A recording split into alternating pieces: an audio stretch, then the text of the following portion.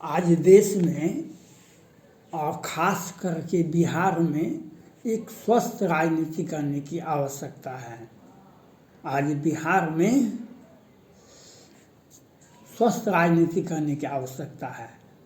मैंने कल बताया था, भगवान राम को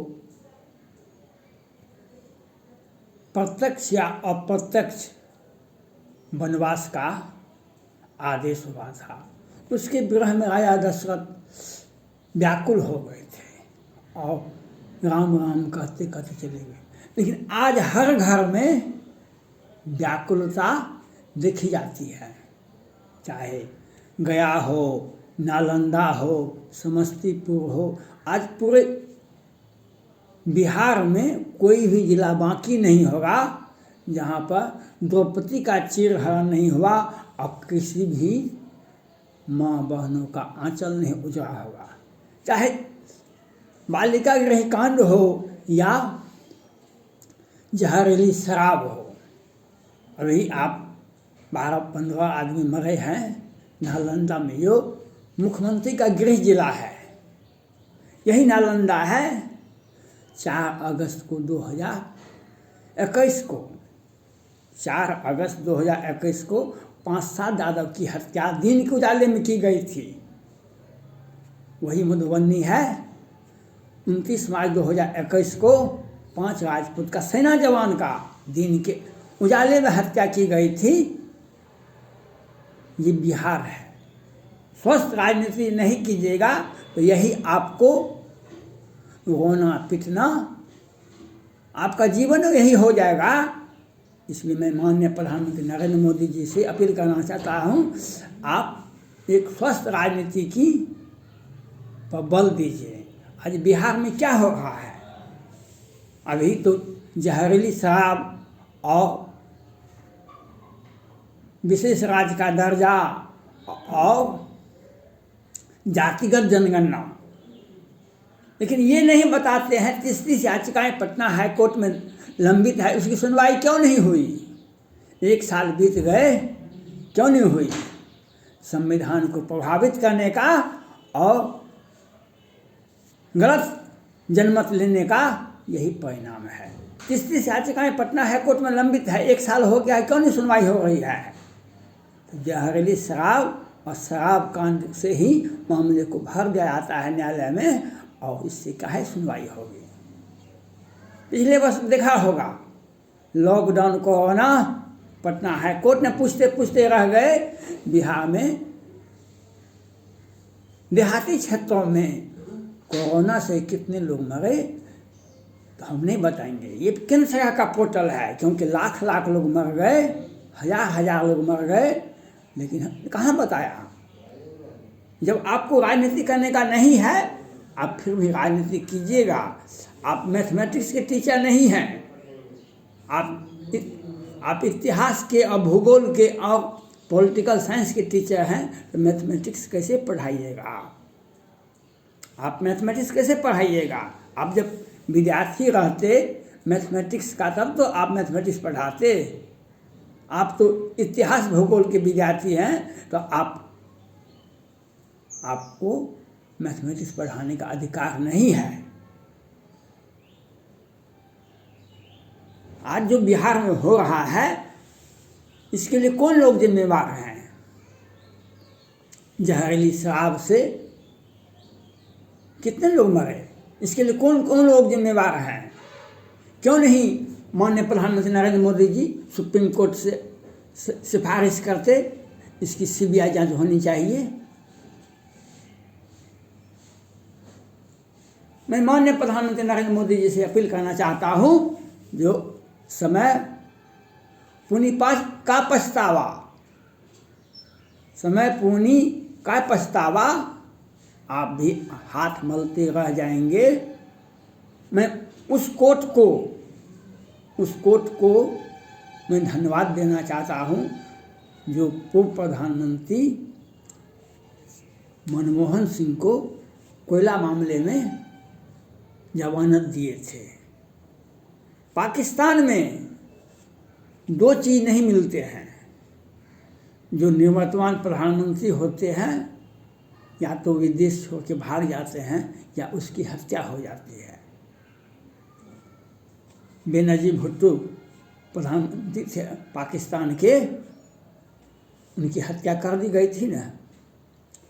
नवाज शरीफ साहब अभी देश छोड़ के भागे हुए हैं ना।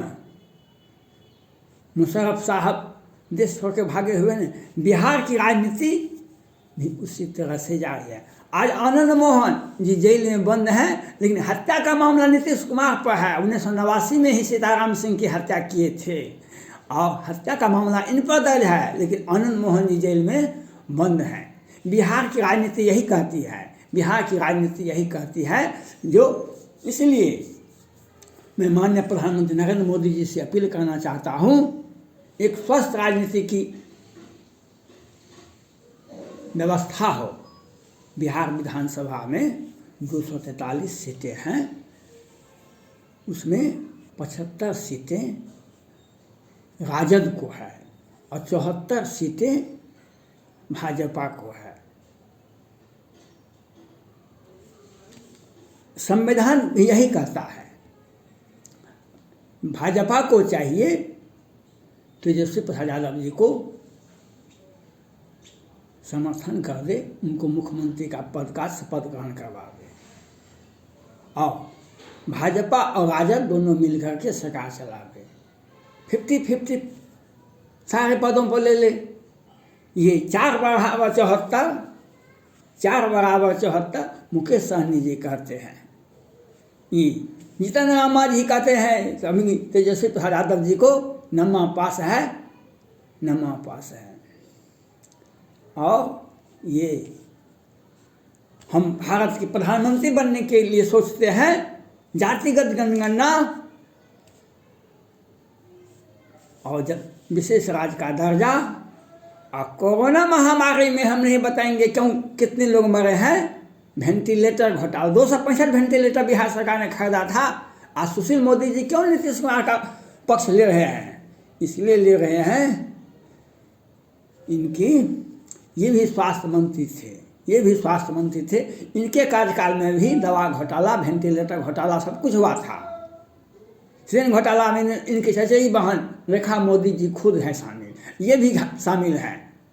ये वित्त मंत्री भी रहे हैं, नगर विकास मंत्री भी रहे हैं।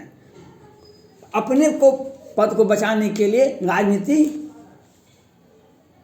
कहाँ जाए इससे कोई फर्क नहीं पड़ता है। कल सुशील मोदी जी ये बता रहे थे, महाराष्ट्र में भी जहरीली शराब से मरा था, उत्तर प्रदेश में मरा था, उसमें पश्चिम बंगाल में भी मरा था।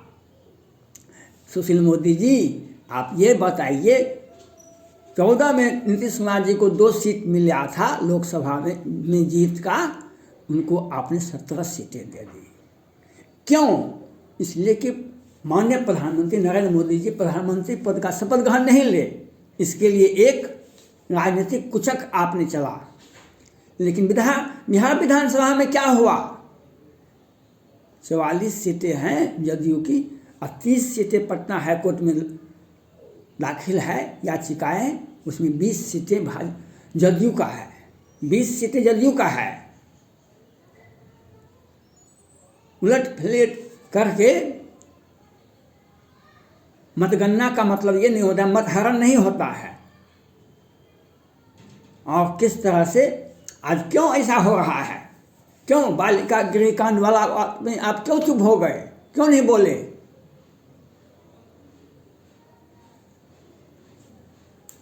मुजफ्फरपुर में 200-300 बच्चे मर गए थे 2019 में, आप क्यों नहीं बोले? और मधुबनी पर, बेनीपट्टी पर, मोहम्मदपुर में जो घटना हुई उस पर आप क्यों नहीं बोले? और भूपेश कुमार सिंह में क्यों बोले? उनके घर पर जाने के लिए सोचने लगे, लेकिन जब अपराधी का नज़र सामने आया तो चुप हो गए। समय बीत गया, मामला छोड़ दिए। इतिहास एक सांस में किसी का जीवन का अंत नहीं होता है। माननीय सुशील मोदी जी, एक सांस में जीवन का अंत नहीं होता है। आपने महाभारत देखा होगा, रामायण देखा होगा, जो कितना भी बड़ा बुद्धि अप्लाई कर लिया रावण ने, अंत देख लिए न। सत्ता में अगर आप बैठे हुए हैं, राजनीति कर रहे हैं, अगर आपने राजनीति का सही सदुपयोग नहीं किए, राजनीति का सही सदुपयोग नहीं किए, सत्ता का दुरुपयोग किए, तो इतिहास गवाह है किस तरह से रावण का अंत हुआ, किस तरह से कौरव का अंत हुआ, किस तरह से कुंभकर्ण का अंत हुआ, किस तरह से कंस का अंत हुआ, किस तरह से अत्याचारी अनाचारी व्यभिचारी का अंत हुआ, उसी तरह से अंत बहुतों लोगों का होगा। बहुत से रास्ते हैं न्याय पाने का। आज बिहार के सहरसा जिले में एक अपराधी की हत्या, उनके परिजन, उनके समर्थक कहते हैं पुलिस ने हत्या कर दी, और पुलिस कहती है उसका हार्ट फेल कर गया। लेकिन मैं ये पूछना चाहता हूं उन पर कितने केस थे, इतने बड़े अपराधी कैसे बन गए थे? तो सत्ता का संरक्षण प्राप्त था, इसलिए इतने बड़े अपराधी बन गए। आज सत्ता पर का सहयोग उनको नहीं मिला, समय बीत गया।